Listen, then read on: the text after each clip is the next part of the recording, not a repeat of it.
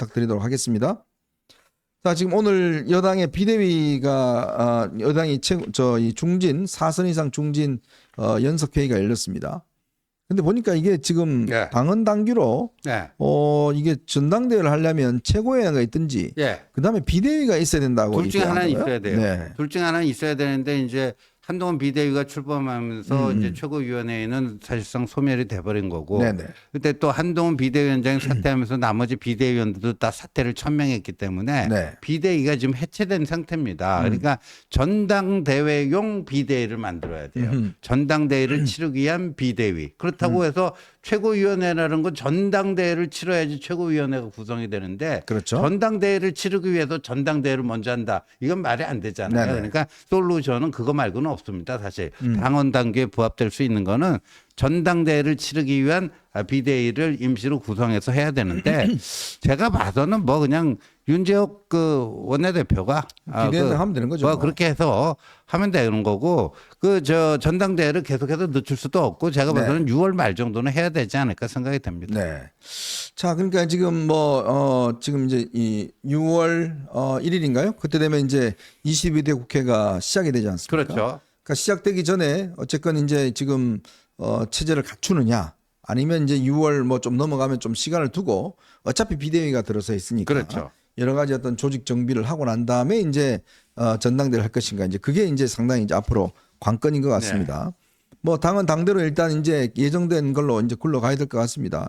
지금 뭐 한동훈 전 위원장의 등판은 사실상 제가 볼 때는 안 하는 걸로 그렇게 일단 결론이 났고 그렇다면 이제 당에 있는 분들 중에서 이제 누가 할 것인가 네. 이제 이런 것들이 아마 드러나겠죠. 어제 뭐 나경원 당선자가 페이스북에 네. 저부터 변하겠습니다 하면서 했는데 이거 이제 일부 언론에서는 사실상 당권 도전 의사를 밝힌 거 아니냐 네. 이런 해석이 나오고 있는데 저는 뭐 그 해석이 틀렸다 이렇게는 볼 수가 없을 것 같아요. 네, 그렇죠. 예, 저는 뭐 가장 유력한 당권 주자가 아닌가 보여지고 안철수 의원의 경우에는 본인이 뭐 출마 의사가 없다. 네. 이렇게 밝히지 않았습니까? 그리고 뭐 일부에서 아이디어 차원에서 이제 서울 동북부에서 유일하게 당선된 30대 김재섭 이 당선인을 당대표로 내세우고 그다음에 친윤 원내대표로 하면은 네. 나름대로 균형이 잡히지 않겠는가 했는데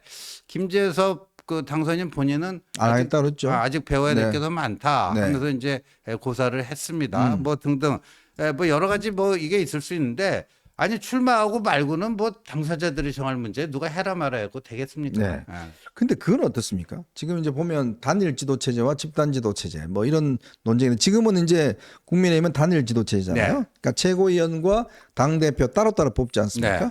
근데 이제 이거를 어떤 옛날에 그 김무성 대표 했을 때인가요? 그 서청원 대표 했을 때인가요? 그때 1등, 2등, 3등 해서 1등은 당 대표하고 예. 2등은 이제 최고위원하고 뭐 이런 건데. 예. 그게 아마 뭐 장단점은 있겠죠. 예, 장단점은 있습니다. 그런데 지금과 같이 뭐 당이 좀 단합하고 뭐 하기 위해는 과거 한나라당, 새누리당 시절에 집단 지도 체제. 그러니까 네. 이제 이게 그 전당대회 할 때 대표 뽑는 리그가 따로 있고 최고위원 뽑는 리그가 따로 있고 있었죠. 두 개의 리그를 이렇게 운영하는 게 아니라 하나의 리그로 하는 겁니다. 그냥 대표 최고위원을 뽑는 리그 하나만 운영을 하는데 1등이 대표 최고위원이 되고 2등이 수석 최고위원이 되고 네. 3등이 또 뭐 최고위원이 되고 그러니까 그래갖고 대표 최고위원 포함해서 최고위원 5명인가를 그때 그렇게 식으로 뽑았다고요. 네. 그러다 보니까 예전에 문제가 뭐냐면 최고위원들의 급이 너무 낮아져 버렸어요. 네. 그러니까 이 마이너리그처럼 돼서 그러니까 단일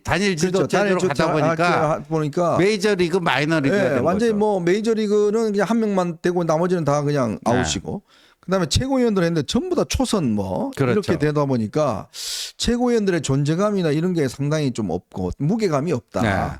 이런 문제점들이 좀 있더라고요. 그래서 지금 국민의힘에 닥친 이런 내후 외환을 생각한다면 좀 집단 지성의 힘이 네네. 좀 발휘될 필요가 있고 그렇다면은 지금 맞는 게 제 개인적인 생각으로는 과거 한나라당 새누리당 시절에 집단 지도체제가 좀 더 낫지 않을까 하는 네. 생각은 듭니다. 그러니까 이게 뭐 지금 여러 가지 위기가 있고 하니까 당의 어떤 중진들이나 좀 이렇게 이 연륜 있는 분들이 뭔가 좀 전체적으로 좀 힘을 모아서 한 명한테 너무 부담을 주고 또 한 명 할 경우에 여러 가지 또 이 무리가 있으니까 그런 것들을 좀 하기 위해서 그냥 어떤 집단 지도체제로 해서 좀 급을 높이는 그런 방법도 저는 하나의 방법. 왜냐하면 그동안 이 단일 지도체제로 해서 써보니까 이 최고위원급들이 너무 낮아서 예. 이게 최고위원들의 어떤 이게 좀 문제가 좀 생겼어요. 맞아요. 네, 보면 이거 최고위원들 그 문제 생기니까 아예 집단 지도체로 해서 좀 그 전체 몸집을 좀 키우는 것도 상당히 방법인 것 같습니다.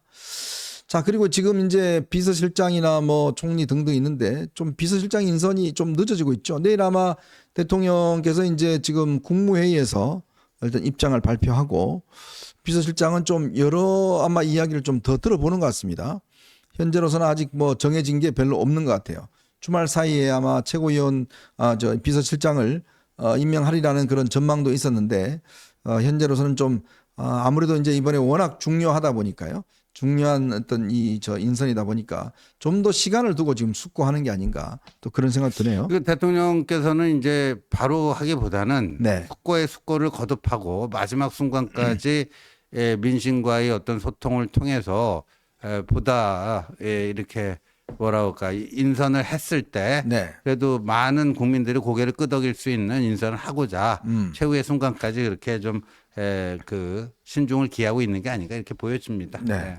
하여튼 이게 좀 빨리 정리가 돼야 지금 사실은 이게 지금 국제 상황이 아까 저희가 초두에 말씀드렸지만 녹록치가 않은 것 같습니다. 녹록치가 않고 지금 정부도 지금 의대 정원 문제 지금 정말 의사들이 정말 해도 너무하더만요. 여러 가지 하여튼 의대 관련해서 지금 의료계 내부도 지금 뭐 정해지 않고 이게 또 5월 달 되면 이제 그 픽스가 되잖아요. 그렇죠. 이 저 내년도 입시 요강이 이제 픽스가 되기 때문에 그때는 사실은 빼도 박도 못 합니다. 왜냐하면 그것 때문에 준비하는 지금 학생들이 워낙 많지 않습니까? 그럼요. 그렇게 되면 사실 해결점이 없다 보니까 이 문제도 빨리 풀어야 되는 이제 그러한 지금 위기에 놓여 있습니다. 그렇기 때문에 저는 뭐 이번 주 내로 이 문제에 대한 인선에 대한 문제는 좀 매듭지어지는 뭐 그런 단계로 가야 되지 않겠는가 그런 느낌들이 많이 듭니다. 네, 맞습니다. 그렇게 돼야 되죠. 네.